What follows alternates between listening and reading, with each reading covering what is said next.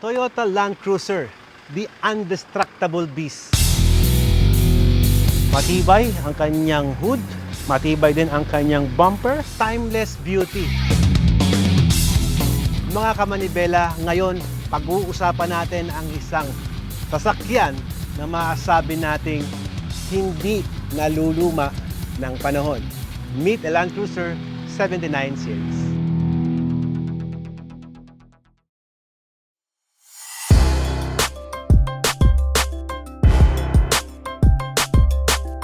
Mga kamanibela, pag-uusapan natin ngayon ang isang sasakyan na hindi naluluma sa panahon. Ito po ang Land Cruiser 79 Series. As you remember guys, marami po ang 79 Series na lumabas. Meron tayong SUV, may pickup, may two-door at ngayon pag-uusapan naman natin kung ano yung meron sa ating garahe. Ito yung tinatawag nating Land Cruiser na pickup edition na kung saan ginagamit ito sa mga may hirap na train at pangkargahan.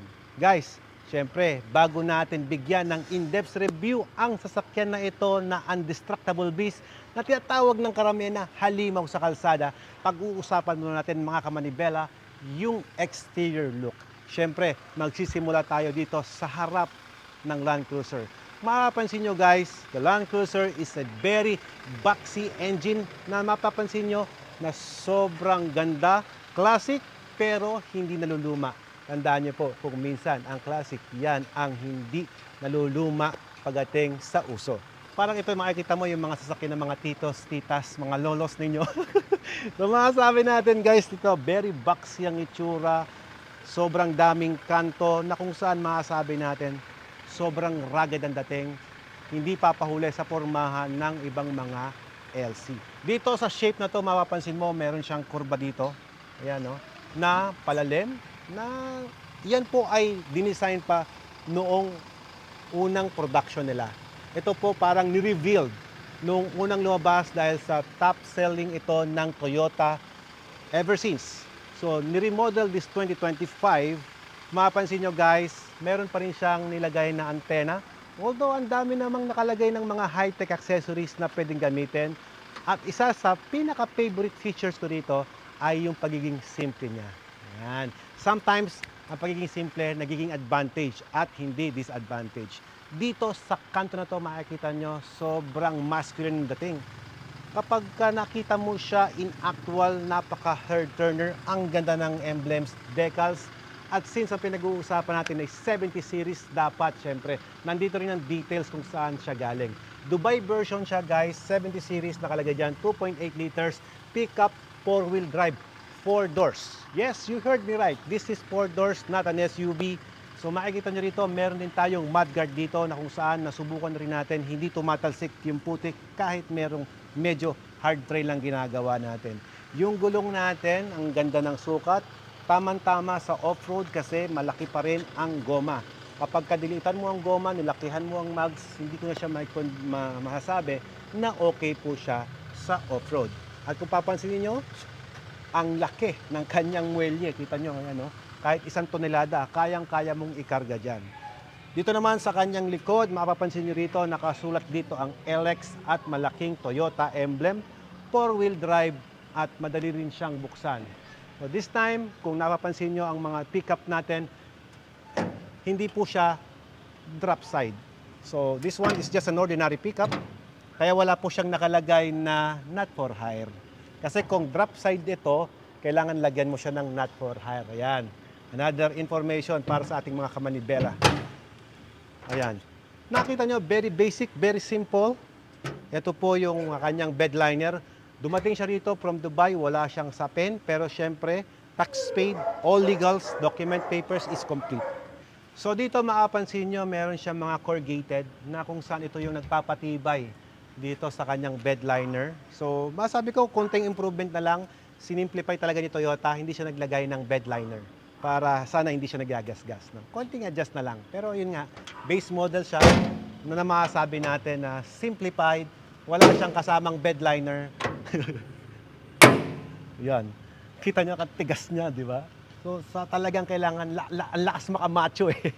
So meron siyang ano rito, mga damper. At meron din po siyang stainless. Hindi po yan aftermarket, stainless. na kung mapapansin nyo guys, corrugated na rin. And naglagay na rin siya ng tow hitch dito. Meron siyang ilaw na kulay pula dito. At sa ating reverse naman, nakikita nyo dito, meron din po siyang ilaw para sa ating pag-atras ay hindi tayo mababangga. Kita nyo dito yung damper niya, nagbabanggaan lamang dito, both side. At dito naman guys, meron siyang lagay ng plate number dito sa gilid. Sobrang classic. Sobrang classic lang talaga na masasabi natin. May emblem dito at dito po yung kargahan ng kanyang diesel. So basically, kung may nakita kayong susi dyan, hindi po fully automatic yung kanyang susian. So ginagamitan po siya ng original key dito sa ating sasakyan. Meaning to say, kapag maggagas ka, kailangan i-turn off mo yung engine bago mo siya mabuksan. Yep, you heard it right. It's diesel engine, guys, at 2.8 liters. At ito po yung kabilang side. Yan, kung mapapansin natin, yung mga sasakyan natin na pag nagkakarga tayo, nasa kabila yung gas tank. Normally, kapag dito sa local made, nandito yung gas tank niya. Kapag Dubai version, nandito naman sa kabila yung kanyang gas tank. And ito po, napakalaki ng tanke nito. Ang tank size ito, umaabot siya ng doble sa ordinaryong Land Cruiser. Kita nyo, may emblem pa din siya dito. Nilagyan dito ng chrome plated na kung saan nagpapakita ng kanyang pagiging classic look. At dito naman, mayroon siyang snorkel dito para kung sakaling mapasabak tayo sa river ay hindi po mamamatay ang ating engine. So kahit lumubog siya hanggang dito, ay hindi po siya mag-shutdown. May nakasulot ditong malaking emblem na Land Cruiser. May malaking mudguard. Sa bumper naman niya, syempre, kailangan ipakita natin kung gaano nga ba katibay itong undestructible beast na ito. Ayan guys, kung gaano siya katibay. Matibay ang kanyang hood. Matibay din ang kanyang bumper. Ayan. So talagang ready for in action itong coaching ito. Hupya! Sa harap, mapapansin nyo rito guys ang bilog na ang lakas makabahan ng dating. Yan. Ganda ng ilaw niya guys na masasabi ko naman nasubukan natin sa night ride, malakas rin naman. Nakalawit yung kanyang ilaw dito sa gilid na kung titignan nyo yung mga Land Cruiser natin, di ba nakalubog, na nagpo-project guys ng pagiging kanyang classic look at nagko-complement sa kanyang itsura. Imagine nyo kung nakalubog, di ba, parang medyo pangit. That's my opinion. Pero good ang nilagay ng Toyota Land Cruiser dito. The unique history about this car is recreated siya.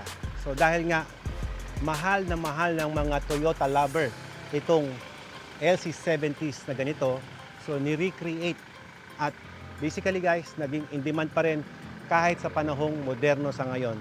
Na kahit na ilagay mo dito sa loob yung kanyang pagiging basic car, may masasabi naman natin guys na in pa rin naman siya. Mula dito sa labas, silipin naman natin ang loob ng ating Land Cruiser. Tara!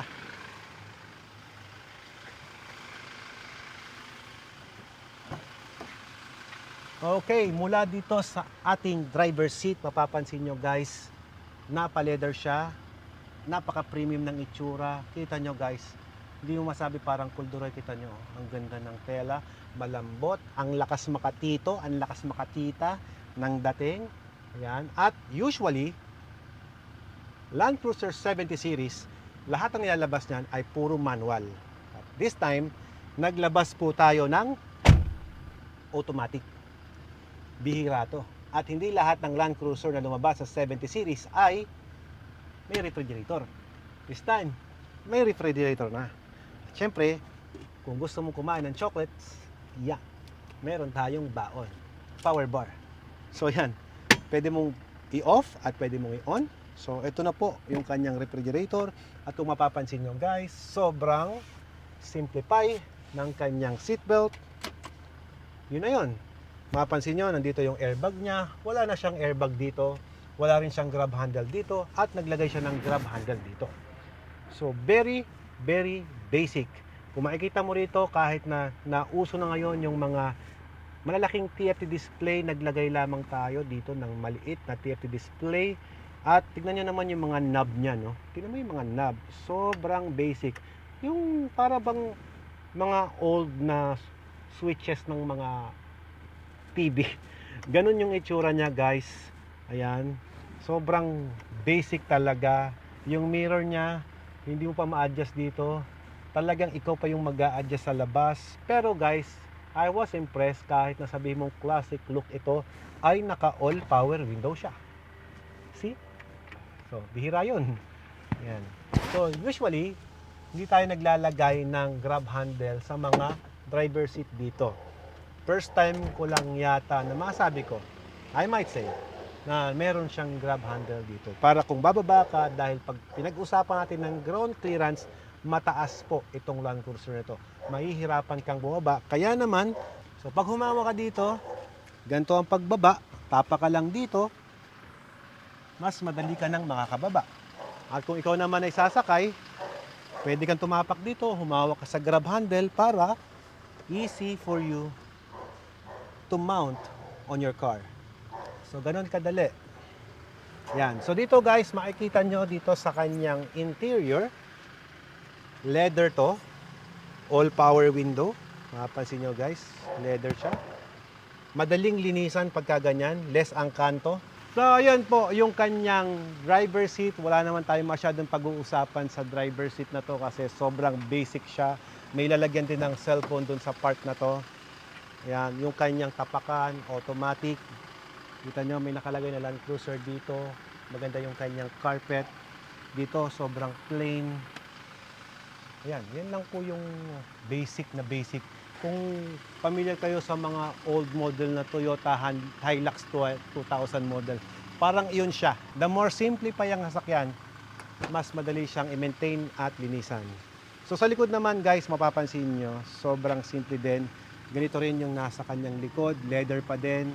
May lalagyan ka ng documents dito, may grab handle dito, tapos switch para bumaba. Ayan, umaakyat siya dito para sa iyong compartment. Siyempre, may kasamang payong mga guys. Ayan o. Tapos, pag gusto mo ibaba, pwede rin dito. Ayan. At pwede mo rin siyang iangat na ganito. Kung gusto mong may ikarga. In case. So, ganun lang siya pinofold. Madali lamang. Yung cover na to is very basic. Ayan. Wala ka masyadong compartment kasi yung compartment mo ay nasa likuran na. Yung saksakan ng USB nasa harapan.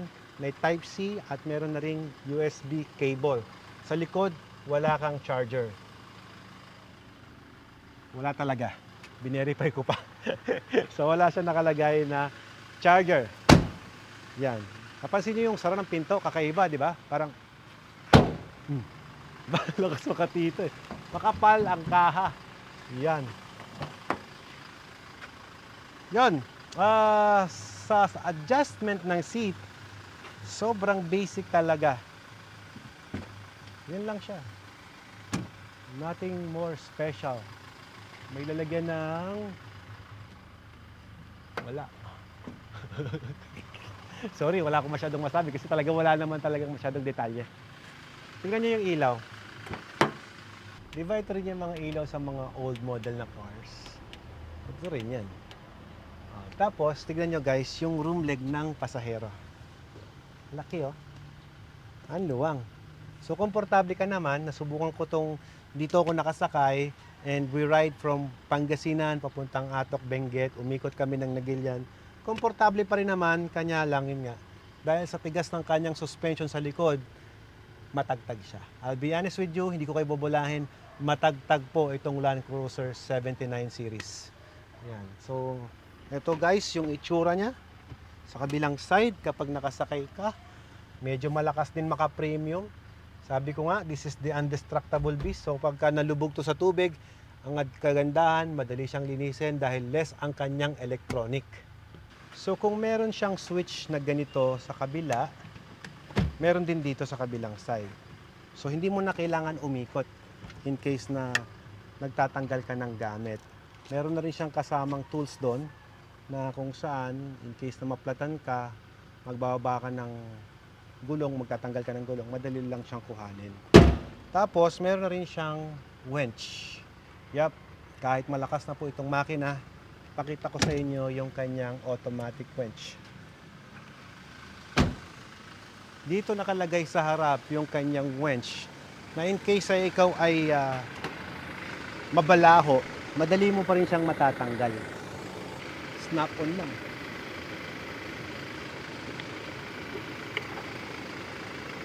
Tapos, tatanggalin mo lang dito. Ayan. So, ito guys, yung nakikita nyo dito, ito yung lalagyan niya ng controller para lumabas to.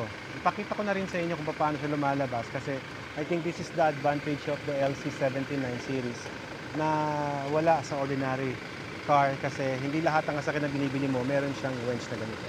So ito guys, ipa-plug in mo lang dito. In case na mabalaho ka at hindi ka na makaahon. Kung napansin nyo nung sinaksak ko, may tumunog sa kanya, di ba? So pag nahigpitan mo na siya, so pwede mo na siyang i-out ngayon. Ito. Yun. So ito siya guys, out. So pag release mo dito, tatanggalin mo lang siya dito. Yan. Sasabit mo sa puno. Pagka sakali na nabalaho ka, mahaba naman yan, hihilain mo na siya ngayon. In. Huwag natin masyadong hilahin, baka masira yung aking basketball court. So ganyan siya gumagana guys. I just wanted to show it to you na ito pang off-road. Yep. At kung sakasakaling mabitin ka sa ahon, sa kalsada or sa bundok, ay hindi pa rin kayo may stock.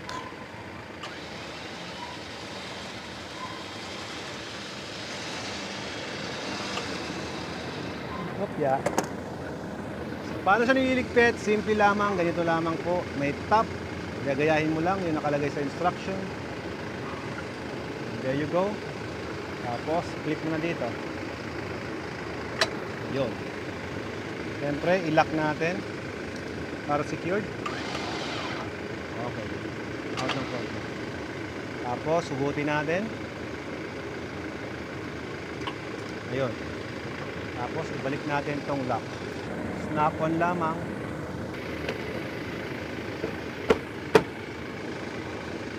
Yun na.